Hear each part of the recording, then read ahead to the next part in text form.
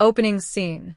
When Michael Dawson moved to the sleepy town of Oak Ridge, he thought he was escaping the chaos of city life. He had just finalized a messy divorce, sold his apartment in Chicago, and bought a quaint old house on Cedar Lane, a quiet street where trees stood tall like sentinels, guarding secrets whispered by the wind. Michael wanted peace, but the house had other plans. Chapter 1. The welcome that wasn't. The real estate agent had been too eager to sell him the place. "It's a charming fixer-upper," she'd smiled, handing over the keys with a tremble in her hands. On his first night, Michael heard footsteps above him. He lived alone. He grabbed a flashlight, climbed the creaking stairs, and found nothing but empty rooms filled with the stale scent of dust and time.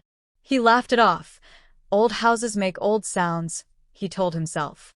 But deep down, something felt wrong. Chapter 2.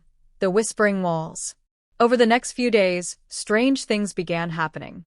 The hallway light flickered every night at exactly 2:13 a.m. The antique clock in the foyer, which he hadn't wound, ticked only when he walked past. Once, while shaving, he saw a figure in the mirror. When he turned, there was no one there. Michael brushed it off as stress, but the house seemed to be watching him. One evening, while exploring the attic, he discovered a locked trunk. Its lid was carved with a name, Claire Whitmore. Inside were old photographs, love letters, and a journal. Chapter 3. Eleanor's Journal. The journal belonged to a woman who lived in the house in 1935. Eleanor was a poet, married to a man named Henry. Her entries began romantically, picnics, dances, and garden walks, but slowly darkened. "Henry has changed. He talks to the walls now. He says the house listens. He says it whispers truths we cannot hear. Last night, I found dirt on the kitchen floor, just like the day we buried Margaret." Michael's blood froze. Who was Margaret? The journal ended abruptly, with the final page smeared with what looked like dried blood. Chapter 4. A Visitor in the Storm. That night, a storm rolled over Oak Ridge. Thunder cracked the sky as rain hammered the windows. Michael sat by the fireplace, reading Eleanor's letters, when he heard a knock at the door. A woman stood outside, soaked to the bone. "I used to live here," she said. "My name's Claire Whitmore." She was in her 60s, holding an umbrella and a leather bag. Michael invited her in. She stared at the house like it was an old friend with a grudge. "My grandmother was Eleanor," Claire explained. "They never found out what happened to her." Michael's heart raced. "Do you know anything about a Margaret?" Claire paused. "Margaret was Eleanor's daughter. She died in this house. They said it was pneumonia. But my grandmother always wrote that the house took her." Michael showed her the journal. She held it with trembling hands. "This confirms what my family feared. The house is cursed." Chapter 5. The Basement Door. Claire insisted on staying the night.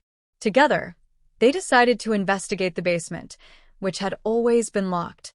Michael had found the key in the attic days ago, but never used it. They descended the narrow stairs, flashlight beams cutting through cobwebs. The basement was colder than it should have been. The floor was earthen, not concrete. In the center lay a stone slab with strange symbols. Claire whispered, "This is where they held the seances."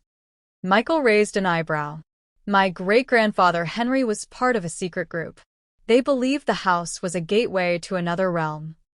Michael laughed nervously. "Come on. You don't actually believe." Before he could finish, the slab began to shake. Then the lights went out. Chapter 6. Shadows in the Basement. Darkness swallowed them. Michael fumbled with the flashlight, its weak beam flickering as if resisting the very air. Claire whispered prayers under her breath. A sound, low and guttural, echoed through the basement.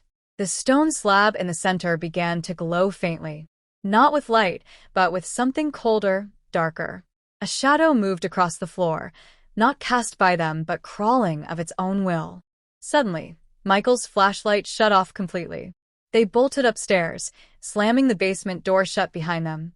Claire dropped to her knees, sobbing. "The house is waking up," she gasped. "It knows we're here, and it's angry." Chapter 7. Eleanor's Secret. That night, Unable to sleep, Michael returned to Eleanor's journal. Flipping past the blood-stained pages, he discovered a folded letter tucked into the back cover. It was addressed to Claire. "If anyone finds this, know that I tried to contain it. Henry let the evil in, but I sealed it. Margaret was the cost. Forgive me. The house cannot be destroyed, only satisfied. It must be fed memories, pain, truth, or it will take what it wants. Eleanor." Michael shared the letter with Claire. She broke down. "My grandmother never stopped grieving. She died in an asylum, whispering the house's name." Chapter 8. The Seance. Determined to uncover the truth and rid the house of its haunting, Claire insisted on conducting one final seance. Michael was hesitant, but she was adamant. "This house is fed on generations of silence. It's time we confront it." They prepared the parlor, candles, salt lines, Eleanor's journal in the center. At midnight, Claire began speaking in Latin. The air turned still. The flames of the candles burned blue. Michael felt pressure on his chest, like invisible hands pushing him down. A voice echoed through the room. Female, sorrowful. He opened the gate. "I sealed it. You must not let it open again." Suddenly, the journal caught fire. Flames danced violently, but didn't spread to the table. Then everything went silent. Chapter 9. Breaking the Cycle. In the ashes of the journal, Michael found a key. Small, bronze, shaped like an eye. Claire gasped. "That's the seal." Eleanor spoke of it in her letters. "If it's placed under the slab in the basement, it will lock the gate forever." They rushed to the basement one last time. This time, the slab pulsed with dark energy, tendrils of shadow curling outward like hungry vines. Michael knelt, his hand shaking as he slid the key into a small groove in the stone. A burst of wind knocked them both down. The shadows recoiled, shrieking in a voice not meant for human ears. And then silence. The basement returned to normal. The chill lifted. The house exhaled, as if finally at peace. Chapter 10. One last goodbye. The next morning, Claire packed her things. "You saved this house," she told Michael. "Or maybe, you saved it from itself." He smiled faintly. "Are you leaving for good?" Claire nodded. "This house has stories, yes. But now, it finally has an ending." Michael decided to stay. He painted the walls, replaced the flickering lights, and even started a garden. The clock in the foyer stopped ticking when he walked past. No more whispers. No more shadows. Just quiet. Just peace.